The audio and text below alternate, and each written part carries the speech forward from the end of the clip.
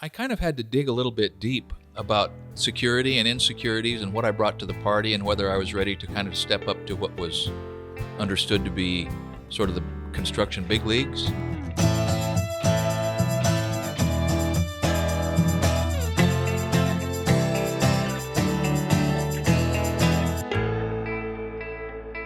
All right, welcome back, everybody. This is number 9 of our Essential Craftsman podcast. We are sitting down. It's the afternoon.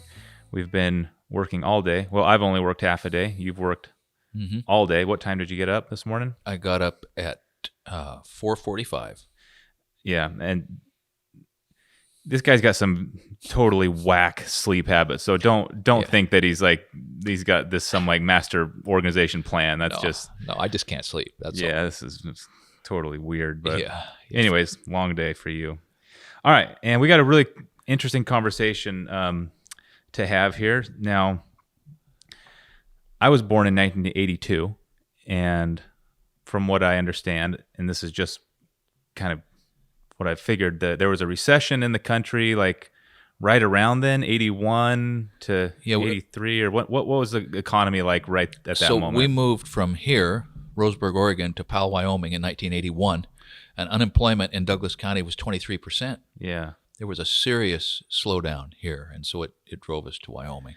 And I think that recession was nationwide. That was not just here, but maybe it was worse here. It was worse here because that was the environmental movement secured the spotted owl and the Endangered Species Act, spear-tipped by the spotted owl here as a way to really put the brakes on the timber industry here in Douglas County. And so the local economy just collapsed. But wasn't there a national recession happening right then also? I think so. Yeah. I think so. But nobody else had unemployment of 23%. I can tell you that, Yeah, for sure. Well, anyways, it's we're going to kind of be talking through this because you were in Wyoming then for several years. 5 years. 5 years, framing, building houses, working for a contractor. A custom home builder. A custom home builder. Yeah. Wade Welch. Good guy. But you had experience when you showed up there, so you that's not the place where you learned the basics or anything, but you sort of. My experience here when I showed up there was primarily contracting under my own flag, and I didn't know much. I certainly didn't know enough to do that. And then I built that sawmill and did all that too. But as far as carpentry, I was maybe the equivalent of a second-year apprentice in a union apprenticeship program. I was about halfway to being a carpenter. Got it. Wyoming, as most people will know, even if you just think about the stereotypes, is dark, very cold, very windy, very short days a lot of the year. What's the building season like there? And for a custom home builder like this fellow, what does that actually mean? Is that like building like 1 or 2 houses a year and then kind of hunkering down all winter, or what does that actually look like? I didn't miss much time because of winter. Okay, they've learned to work. But having said that, there were lots of mornings where you would get up and it was cold and it was dark, and we lived for a while in a little apartment across from a bank, and so the bank marquee would do the time and temperature. And I would get up in the morning early, and it would be 30 below. And when I got home, just about the time it was getting dark again, it would be 10 below. That's so insane. We went from 30 below to 10 below, from 30 below to 10 below. And that was the worst of it. But Powell, Wyoming is kind of a banana belt. The Bighorn Basin is a wonderful place. It's wonderful. And for a lot of the winter, I could work sort of like this, gloves, a stocking cap, long johns, and pretty much like this. But for about a month or a month and a half, you had to dress for it, which is an interesting conversation too. So what we really want to talk about here, and what I want to ask is what it was like going from that place as a carpenter and showing up in, I think, the middle of the winter, if my 3-year-old memory serves me correct. I left you guys. I pulled out on a job-seeking mission, leaving you and Amanda and Adam with Kelly in that little house that we had just outside of Powell, New Year's Day. And I went down there with enough money to last for about 2 weeks, and with the intention of finding a job, because we had to go somewhere where there was work. Because 86, it was another economic tank, especially for Wyoming. Uranium, sugar beets, barley, beans, all and oil, natural gas, all went down at about the same time. Yeah. And so northwestern Wyoming was in a bad way. Las Vegas had been, and pretty much still is, but experiencing a housing boom. I know in particular from the early 70s until, I guess today. But that was certainly part of the heyday of that time. So maybe take a couple skips forward, not so much the job finding mission, but actually showing up and kind of getting your feet under you and working on those job sites. What did that feel like? How different was that? And when you look back and think back at that, what kind of feelings and thoughts were you having? So we can tie. All right. Leo wants me to tie his tie. Yeah, we're getting close to Halloween, and Leo's going to be Harry Potter. And I mean, he looks like Harry Potter. He's got a Harry Potter tie. He's got the glasses. He's got the cape. If you haven't seen Harry Potter before, you're going to see him right now. Yeah, for if you're in your car, I'm tying a tie on a little blonde Harry Potter right now. Yeah, That's right. It's awesome. So anyway, I don't know how much personal trivia is interesting and how much of it is not, but my pickup I had is a 1973 Ford 3/4 ton white flatbed. I mean, deja vu, right? I haven't changed much, but it didn't have a heater. And so here I am heading south out of Powell, Wyoming, down through Green River, and I get to Salt Lake, and I'm going down there New Year's Day, January 2nd, with no heater in that truck, which wasn't that big a deal because I was dressed like I was working, except the inside of the windshield would just ice up. So I'd have to scrape the inside of the windshield in order to keep driving. Wow. But by the time I got down, getting south of Salt Lake, all of a sudden things warmed up, and I began to feel hopeful. Mm-hmm. But it was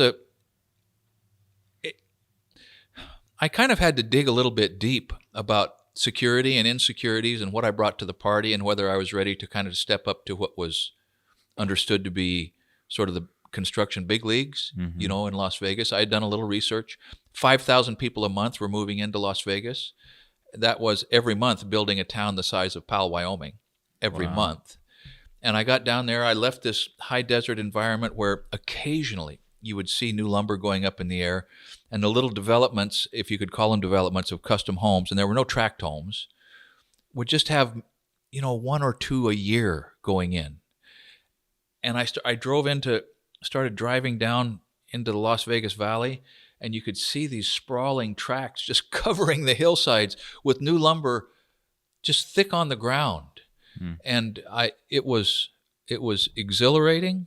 I felt hopeful for the first time in a long time because I thought, man, if I can run with these guys, there's all the work here I would possibly want to do. And so it was a combination of radical insecurity and radical hope. Did you have insecurity, like you were uncertain if your skills and experience would translate to the way it was done there, or was it something else? Yeah, exactly that.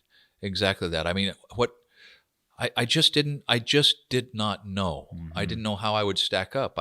I felt very provincial. I felt like kind of a redneck farm boy, someone from the backwoods. Had I learned anything that was actually useful in this environment? I thought that I knew that I was kind of a runner. I knew that I knew how to work and that I had some sort of skill, but I had no idea. It's really easy with the benefit of hindsight to look back and think, okay, but obviously Vegas was booming and growing, and there was no reason to think it would be anything other than a screaming success. But at the time, I'm certain, especially since this was 86, 87, and there was a little slowdown then, and certainly other economic issues. But what was it like on those job sites? Were people generally enthusiastic about the workplace, the market, the type of construction happening? Was it just business as usual when you showed up, or was there any sort of like energy, like, wow, look, we're all making a lot of money here and this is great and we're going to be able to build, as much as we could possibly stand, or was it just sort of a, people getting their paycheck? And so something that I didn't know anything about, that I confronted right away, that there's a world of difference between small town, small builder, small community construction, and Las Vegas, where it's sort of it's industrialized construction, and economy of scale forces specialization, And along with 5,000 people moving into a town per month, there was an economic of people, like an influx of people just like me that were economic refugees. We were, when we moved down there, you were a child in a family of economic refugees. And so there was a lot of people coming in like that, so there's this huge amount of work being done and a lot of competition. Hungry dogs coming in 5,000 per month looking for a foothold. And so yes, there was opportunity, but man, there was this sense of, well, getting back to the first part of this, I didn't know what I brought to the table. And it was a while before I began to recognize, whatever it is that I bring apparently is in demand. And I began to kind of relax a little bit about that and not be so uptight and uncertain. Oh, and then the other thing was the difference between small town construction mentality and an industrialized construction mentality is there's almost a prison mentality or a military, more a prison mentality on some job sites. Construction can be could then be a very oppressive place when you've got a tract of, and there's maybe there's 150 guys banging boards, or you've got a high rise down on the strip, and maybe there's 600 men working on that site, and there is no forgiveness of sins. There's no accommodation for shortcoming. There's no. It's a thing where even in a crew, then at least crews that I found myself on, if you showed any weakness, man, you went to the bottom of the pecking order, and it's no fun when you were at the bottom of the pecking order down there. Then I've got to guess it wasn't like that in the small town where you knew who all the builders were, and maybe you didn't get along with somebody on the crew, but it didn't seem that serious. It didn't feel that serious. So there was real hierarchies on the job site of popularity and probably bullies and and everything in between, and it was sort of a part of the day, I guess, was interacting with that. It's almost separate from your work itself. Big time. And as in Vegas then, construction was, and probably still is, a place where biker culture could thrive, okay? And the bikers were a rough bunch. I mean, I was a kind of a naive country boy, and man, it was like, really? I mean, these are... So one of the best men I ever worked with, when I left Martin Harris Construction, because... and that's maybe an interesting story. I was working union, and there were two different scales, union pay scales, and I found myself taking a pay cut to go from a big job to a little job, and so I went from A scale to B scale, but I had been requested by a superintendent, and I show up on this other job, and my check was smaller, and I didn't like it, and I got my nose out of joint, and I had heard that there was real money in the tracks, pieceworking, and I thought, well, I'd rather frame anyhow than do footings and spread footings and set up foundations for red iron. And so I quit. But it was interesting because there was a type of individual all over down there in commercial construction that was rough. I mean, rough. And so I left commercial construction and I went into pieceworking in the tracts, and I started, the first thing, when somebody shows up to piecework and they don't know anything about him, then, and I expect now, they'll give him a job sheeting a roof. You can't really screw up sheeting a roof too bad. If you get the CCPTS with the one clear side on the overhangs, and you can fall. At least then, they didn't worry too much about if you were going to fall. If you could walk on the trusses and you weren't afraid to take the job, and you would work for $6 or $7 cents per square foot, you could sheet that roof, son. So I went over there and went to work, and after about 3 days of that, there was a guy working across the street stacking and doing stairs named John Urban. Okay, let me cut in for a sec. This is when you were doing piecework. When I left the commercial construction environment in Las Vegas after a couple of years and stepped over into piecework.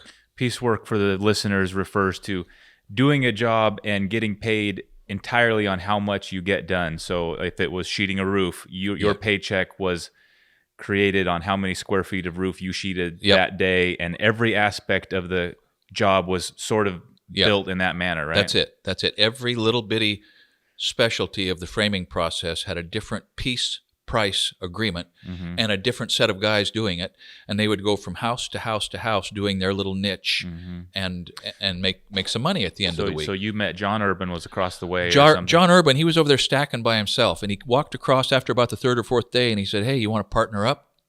I said, pardon me? He said, yeah, I do stairs, layout, and stack, and I need a partner.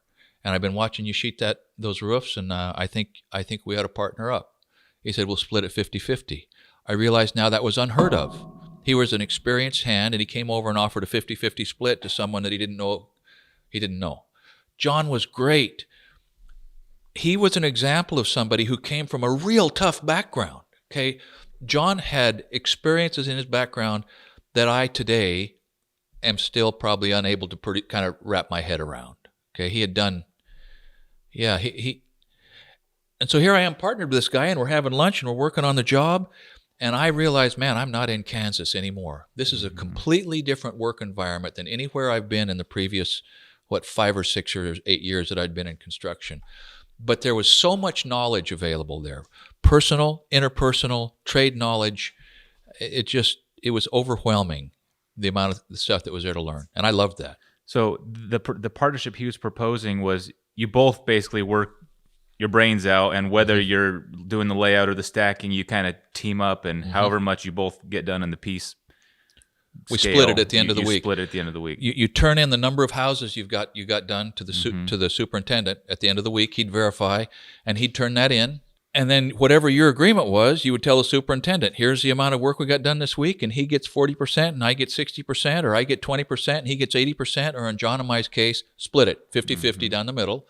And then the employer would payroll, overhead and savings, and all of that would be subtracted from that gross amount, and you would get your check. It would make sense for an experienced guy to maybe take a partner who is young and fast and offer him 20%. Exactly. And you're going to learn something. That's right. And you're going to basically get my water bottle and grip my tools and stack whatever and just... Yep. Yeah. That's right. I need some blocks and, laying some plate up here. And they're called cubs. Okay. Cubs or cubbies. And I didn't like being referred to as a cub. Oh, he called you a cub even though it was a 50-50 thing? Yeah, even though it was 50-50. In his conversation with his other peers, who he had not partnered with, he said, I've got the ultimate cub here. Yeah. He didn't finish up telling him he was paying him 50%. Yeah. But I learned a lot from John. I learned how to chain stitch my cords, and I learned production framing techniques from John, and I enjoyed working with him. An interesting thing. There's an Army Corps of Engineers statistic, you've heard me say this, that every time you double your crew size, you lose 20% in efficiency.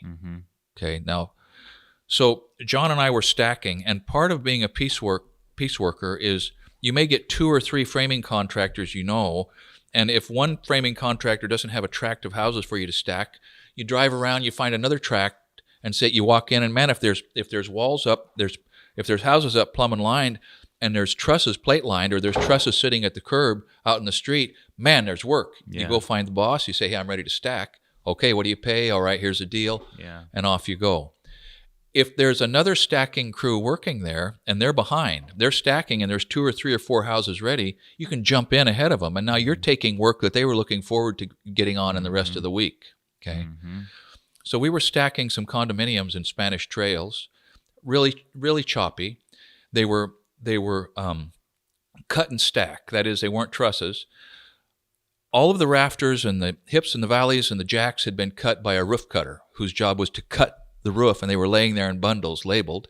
The forklift would put them up, and you would assemble it. And the track that we were in, rolling trusses, ran out. We drove into Spanish Trails, and here's these cut roofs ready to go, and there's a little crew of stackers there, about 3 guys.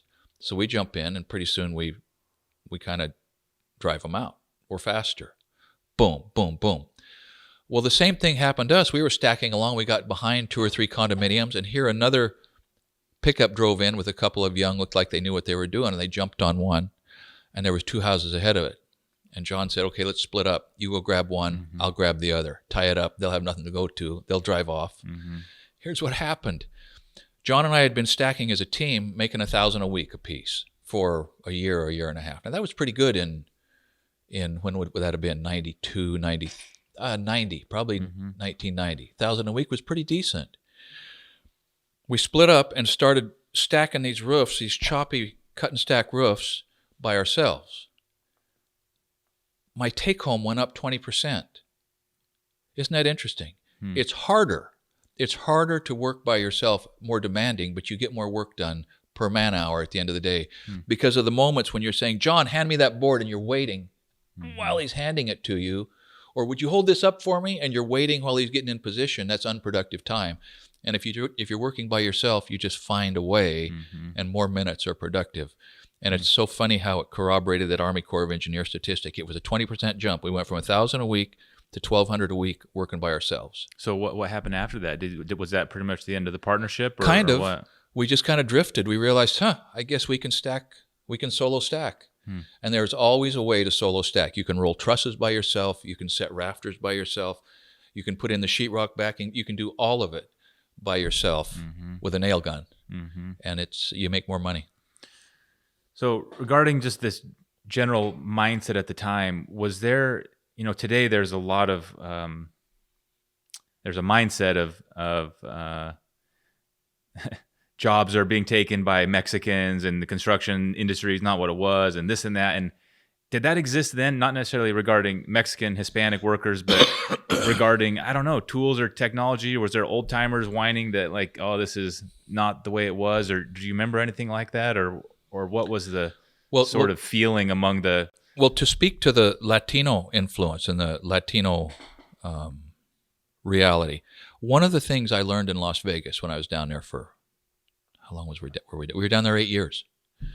You were 4 when we moved there and 12 when we moved out, I think. Yeah. I learned in that period of time that the average Latino construction worker was a better man than the average gringo construction worker. He had fewer bad habits. He was on time for work. He didn't cause trouble. He didn't get into fist fights. He didn't have to leave in the middle of the day for some unknown reason. He always had his lunch in the car. He had his own water. They were more productive. Now, I still have good friends down there, and the construction world that we moved away from in 1994 doesn't exist anymore in the tracts. Warren Hafen tells me there are no white boys in the tracts now, that it's entirely Latinos.